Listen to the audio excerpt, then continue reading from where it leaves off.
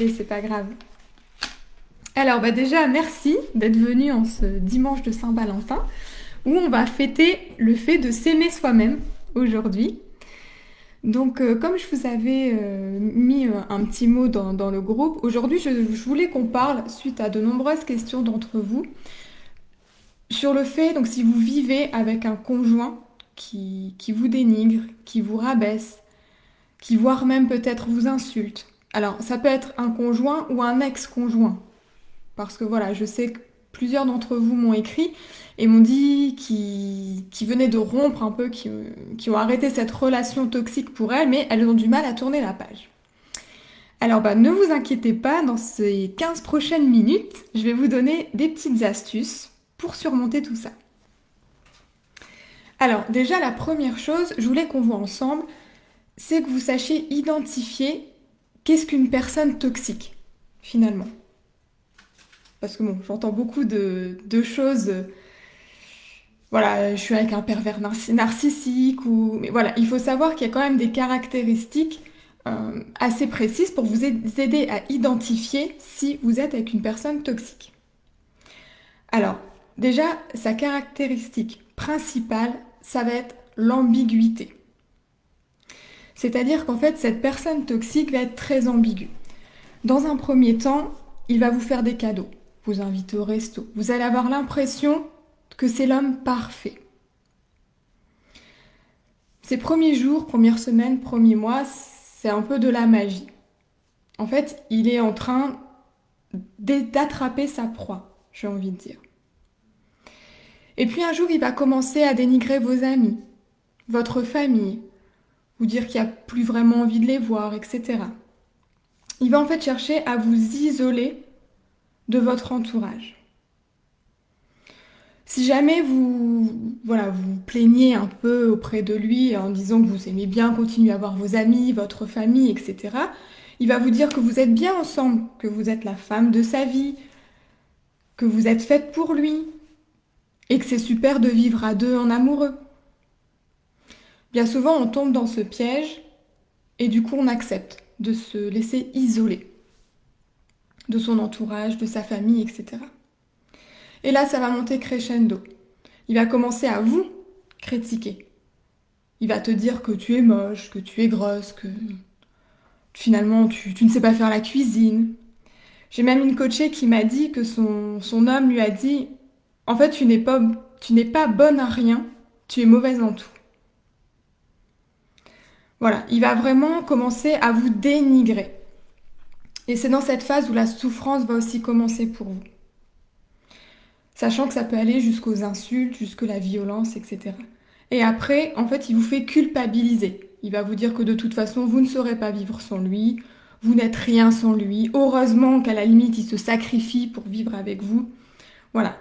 Donc c'est vraiment cette personnalité toxique qui vous détruit petit à petit.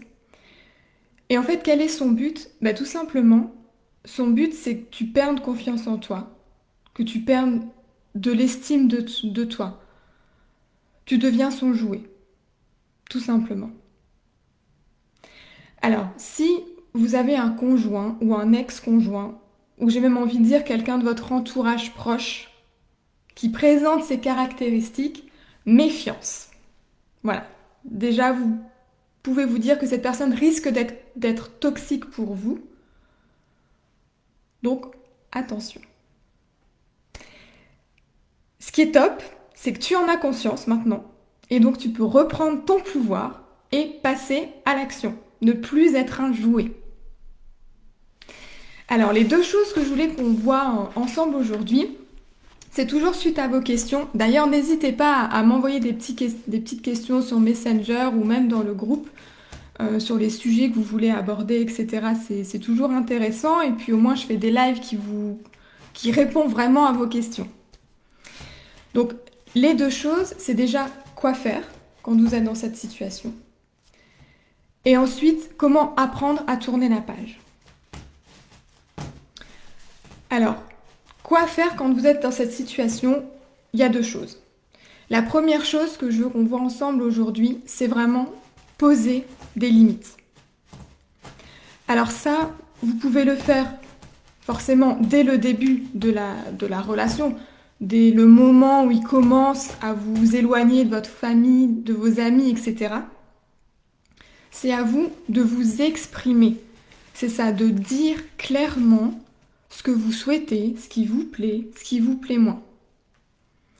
Donc le premier secret, c'est vraiment d'en parler avec lui. Si vous gardez ça pour vous, à sa décharge, il ne peut pas deviner si ça vous convient ou pas. Donc la première chose, c'est d'en parler. Alors, tu vas me dire oui, mais en parler comment? C'est clair que si vous parlez en mode pitbull à un autre pitbull, ça donne jamais rien de bon. C'est-à-dire que si vous répondez sur son ton de l'agressivité, voire même les insultes, la colère, ça va monter crescendo. Et là, en fait, il n'y a pas une conversation. Il y a juste un combat, des cris, et ça mène à rien. Donc, une des astuces que je peux te donner aujourd'hui, c'est de répondre par ce que j'appellerais le questionnement. On va prendre un exemple. Il râle parce que le repas n'est pas bon. Voilà, donc il te dit que t'es vraiment nul, quoi. T'as même pas été capable de faire une pizza correctement. Au lieu de partir sur les insultes, la violence sur le même ton que lui, toi, tu essaies de rester zen intérieurement. Et tu lui demandes, qu'est-ce qui te fait dire ça? Qu'est-ce qui fait que tu n'aimes pas ma pizza? Déjà, ça va le déstabiliser parce que vous renvoyez la balle dans son camp. Plutôt que de prendre les coups, j'ai envie de dire. Là, en gros, vous lui dites OK, même si on ne demande pas de cautionner. Mais tu lui dis OK, pourquoi tu me dis ça? À lui de détailler pourquoi est-ce qu'il vous critique. Donc vraiment, essayez d'approfondir, d'utiliser le questionnement pour pouvoir communiquer avec lui.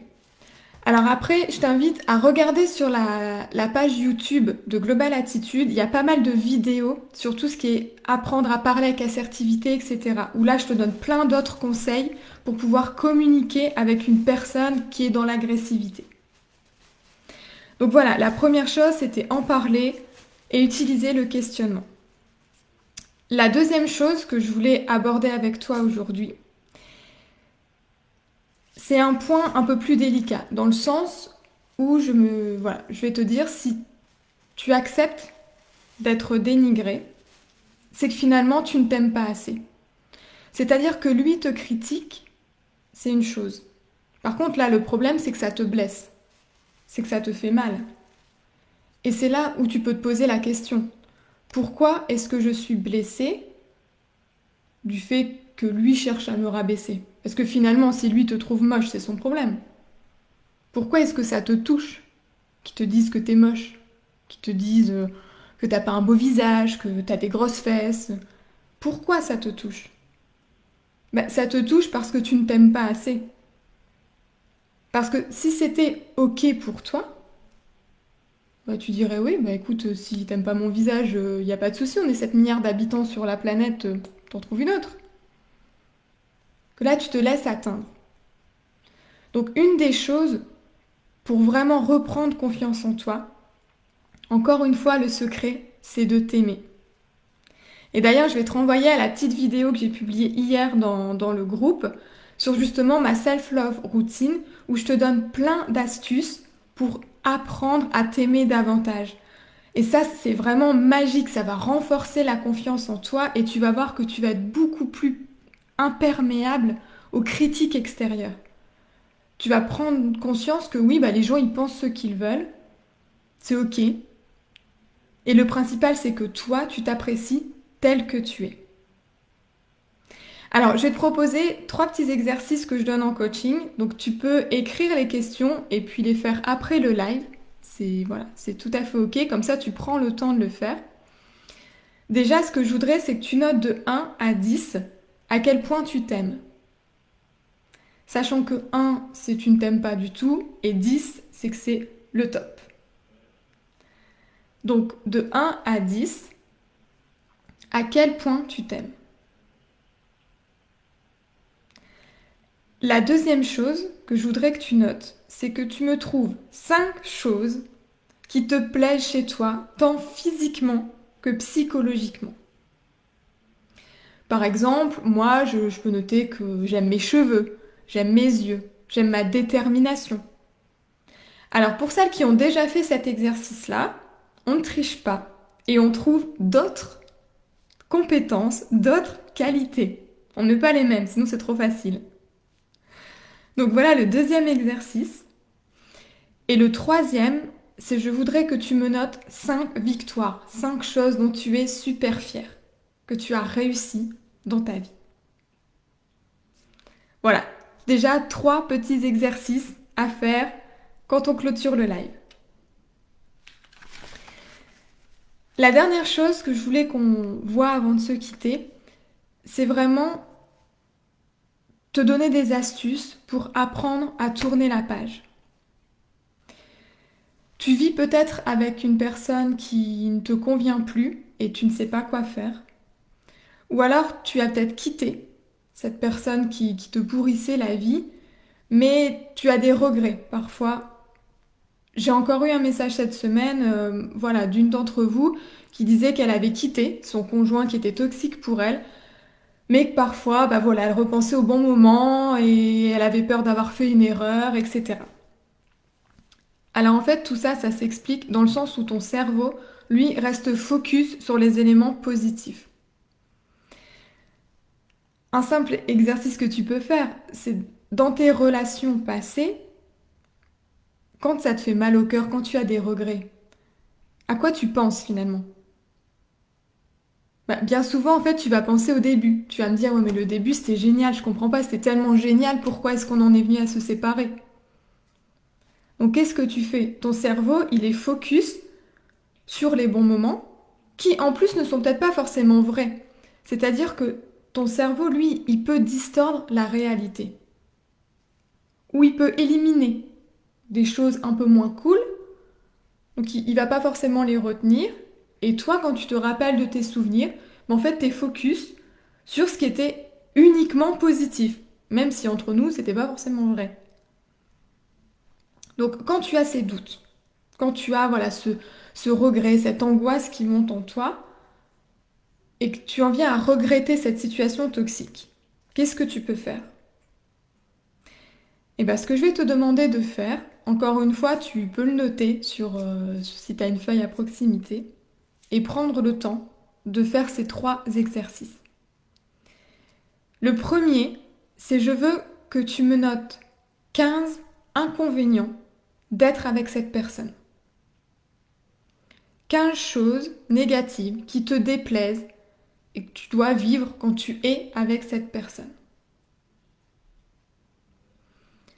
Ensuite, je veux que tu me notes les 15 avantages à ne plus être avec lui.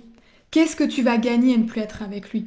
Ça peut être le fait de revoir ta famille, le fait de revoir tes amis, le fait de pouvoir ressortir comme bon te semble, le fait de faire ce que tu veux quand tu veux, de pouvoir faire un certain sport, de pouvoir acheter un chien. Voilà, quels sont les avantages au fait de ne plus être avec lui? Voilà, prends ton temps de vraiment faire cet exercice sérieusement. Tu vas voir, c'est vraiment magique. Ça va te faire un bien fou parce que ça va rééquilibrer ta façon de voir les choses. Voilà. La dernière chose, avant qu'on se quitte, je voudrais simplement te demander qui tu veux être au dernier jour de ta vie. Tu peux fermer les yeux et te poser cette question. Qui veux-tu être comme femme au dernier jour de ta vie? Quelle femme inspirante tu veux être pour toi, pour tes enfants, pour les autres personnes que tu connais ou pas, des personnes qui vont peut-être vivre cette situation que tu vis actuellement. Donc qui veux-tu être comme femme? Une femme qui n'a pas confiance en elle, qui accepte qu'on la dénigre, qui subit sa vie? Ou une femme qui va prendre son pouvoir, qui se relève même si elle a eu des coups durs, et qui va devenir inspirante auprès de ses enfants, auprès d'elle-même, auprès de son entourage, auprès de toutes les personnes qu'elle ne connaît peut-être même pas à l'heure d'aujourd'hui. Voilà, sur ces bonnes paroles, je vais te souhaiter un bon dimanche. N'hésite pas si tu as des questions à les écrire en commentaire, même dans le groupe, et je pourrai y répondre tout au long de la semaine avec grand plaisir. Et puis surtout, prenez soin de vous. Je vous embrasse les leaders, à la semaine prochaine.